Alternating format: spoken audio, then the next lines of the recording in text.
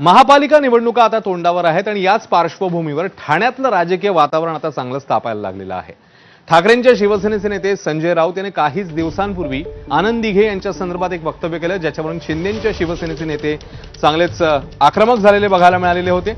त्यामुळे आता ठाण्याचं राजकारण ढवळून निघालेलं असतानाच संजय राऊत आता ठाण्यातले शिंदे सेनेचे एक मोहरे दररोज टिपतायत। एकनाथ शिंदे, श्रीकांत शिंदे यांच्यानंतर आता संजय राऊत यांनी परिवहन मंत्री प्रताप सरनाईक यांच्याकडे आपला मोर्चा वळवला आणि त्यांच्यावरही हल्लाबोल केलाय।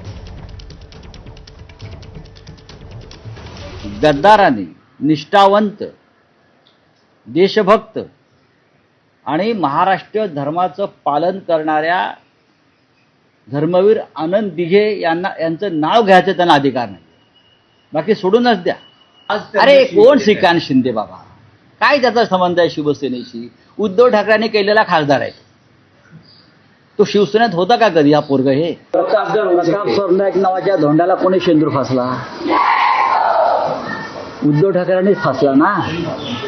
बघा हे सगळे प्रताप सरनाईक, एकनाथ शिंदे वगैरे वगैरे जे लोक आहेत त्यांचं कर्तृत्व काय आहे?